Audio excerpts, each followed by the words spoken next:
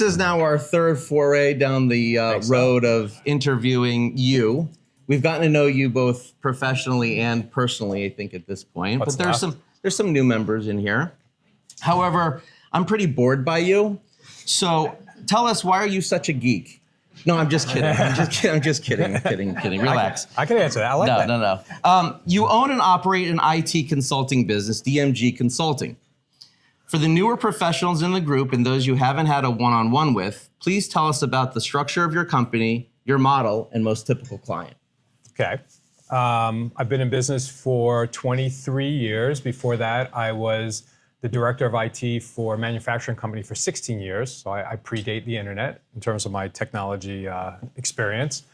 We work with small to mid-sized companies, primarily in the New York tri-state area. That means our clients either have a headquarters in New York or the tri-state area, or they have a satellite office in the tri-state area. For the most part, what we do is help desk on a daily basis for small to mid-sized companies. We're their outsourced IT team. They don't have IT at all. We have a liaison within the company that will pass the IT tickets to us. Some people just call our help desk directly. And so that's another thing that we have. We have a live help desk in New York City from 8:30 in the morning till 6:30 at night. My employees, 53rd and 3rd. And when we're not doing daily help desk for clients, we are doing small projects like moves, replacing equipment, upgrading, whether it be software, sometimes industry specifics, proprietary, what have you. So we are their entire IT team. For larger, mid-sized companies, sometimes we're supplemental. We'll do either the help desk and someone will do the back-end networking, or vice versa. We'll do the back-end networking and someone will do the help desk. We also help larger companies with absences, vacation time, et cetera. So if they have one IT guy and he goes on vacation, we come in as a supplemental team. We take over for a couple weeks. What is the definition of a mid-size or larger? That's a good question. I consider company size by employee count. So I would say that a company that will work with exclusively, meaning they don't have their own IT, probably up to about 50 to 75 employees. It depends on the industry. There are some hedge funds that have an IT guy, they have 15 people. I would say that then a company over 75 into the hundreds will have 1 or 2 IT people and then bring us in supplementally if they need for larger projects or absences. So you kind of discussed this answer already, but what are some of the specific issues that you and your team address on a daily basis? I would say we do a lot of cybersecurity. We do a lot of cloud services. So we'll manage services. So while we're not the provider of that service, whether it be a backup solution, an email solution, licensing as it applies to, say, Microsoft MS 365, VPNs, firewalls, all that stuff is what we're handling on a regular basis for our clients. Of course, if they're having a glitch on their machine, they're giving us a call and asking us what to do. If their internet goes down, if their Wi-Fi goes down, a lot of that's managed, so we see it before they do. Or around the same time. And a lot of it is outages, and then we figure out ways for them to get around those outages. If they've listened to us, they have backup solutions. If they don't, we're scrambling to help them. You are extremely polished. By the way, I did not give David these questions beforehand, which I typically will do. So far, so good, my friend. All right. So the next question is, where and when would someone in this room most likely find themselves in a position to mention you and your firm? Most of the time, I get new referrals from the following: a startup, right? So someone who needs an IT guy, they've never had an experience with IT. Someone who currently has IT, who is unhappy with that IT. Their email's been down for a long time. Where's Cliff? I'll act like Cliff. Their IT guy doesn't get back to them. Happens a lot. The companies that I deal with are dealing with larger IT firms, and they're really small to those companies, and they don't get a lot of attention. So for a company my size, I'm a small business, and I treat small businesses with the same respect that I hope to get treated with. Very nice. you've made BNI in general a major part of your professional life. So we're going to shift the second half of this interview to some BNI related questions and topics My for you. favorite topic. So, yeah, exactly. That's a different topic. His playing partner is right over there. Come on. He's about to jump over the table and attack Goldstein. Careful, I don't want any fights. All right. So, what has this organization helped you learn most about yourself and your business?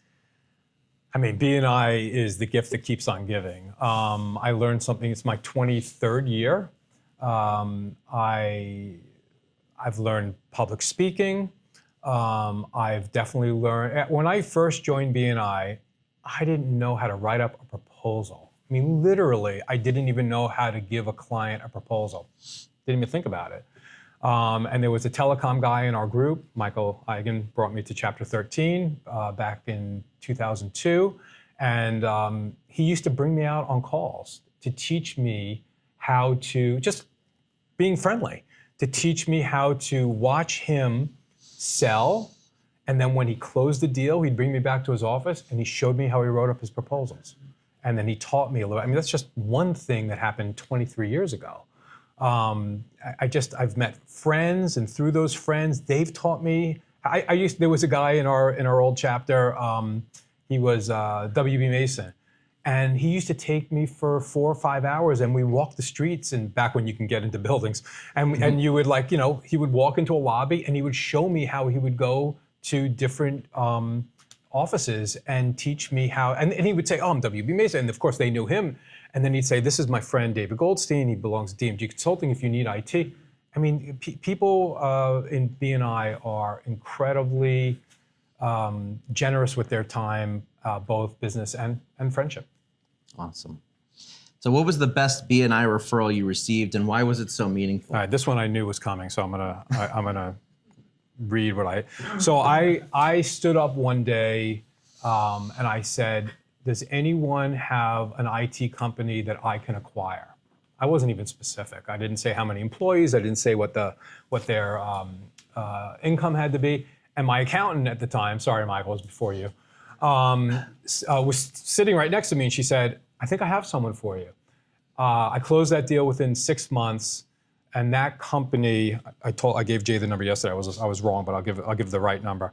That company created $300,000 in new business in the first 18 months. And that was pretty much profit. So I would say that is the best lead I ever got in BNI. Wow, nice.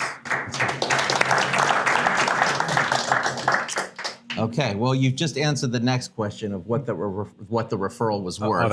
So thank you.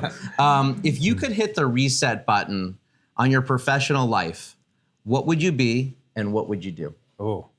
I mean, I've always wanted, Brett's not here today, I could say this. I've always wanted to be a photographer. You are one. Thank you. I studied photography in college. I just felt like when I worked professionally, when I was in college, and I kind of did some internships, and then I worked for people over the summer, I just hated people telling me what to do in terms of stuff, because I looked at myself as an artist, and so I couldn't see a way to make money at it. But if I had to reset the whole thing, maybe I'd go into photography. Look, I became a little bit more of a sports photographer. I could see a way to make money with that. Awesome.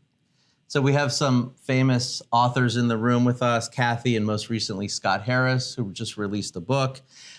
So this next question is related to that topic to some extent. I'm not writing a book. Well, maybe you're not. But if you could write the end of your book, how would it read in 4 sentences or less? Oh. Wow, Jay. Yeah. Right. How do I get those kind of questions? In the next 5 to 10 years, DMG is sold for $20 million. How's that? All right, I'll accept that. I thought with the death theme, maybe we would have something a little bit more morbid, but that was a good answer. Very nice. Okay, and number 10, and then you'll be off the hot seat unless we have maybe one question or two. I want to add one thing at the end. Okay. What are you most grateful for? I'm definitely most grateful for BNI. I've never marketed, I've never sold. BNI, well, actually, it's perfect. BNI has, I looked it up yesterday. I've made in total from 2002 $6.8 million in closed business from BNI. Wow. Yeah. Life changing. Wow. That is what I am most grateful, and my friendship. I am friends with. I talk to people in this group every single day, and not about business. We're just shooting the crap. Nice. What did you want to end with? Did you That have was something it. No, special? I was wanted it? that number. Oh, good. Yeah. So we're done. really in sync Yeah. in mind. Does anybody have a question for David about his business or about himself? Is that gross or net? Exactly. That was gross. David, what's your succession plan? My succession plan is to sell DMG Consulting, probably in the next 5 to 10 years. I've pursued inside. I'm not sure my guys are up to the task. I would prefer to do it that way if I could, but I'll go outside if I have to. Anybody else? One last question? Yeah, George? Always the geography question. What's your footprint? Are you working with people all over, or any sense of who's not? I tend to be tri-state centric. We do tons of remote access. So if I have a client in New York City and they have an office in LA or Texas, we support that. I've set up offices in LA, in Vegas. But that all started with a company that I met in the New York City or the New York tri-state area. On-site is still a thing. We do a ton of remote access. It's just hard to be on-site, all over the country. So make the referral and let you figure it out. absolutely, yeah. Awesome. My All friend. right, thanks. Interview number 3 is over. Love you. Good job.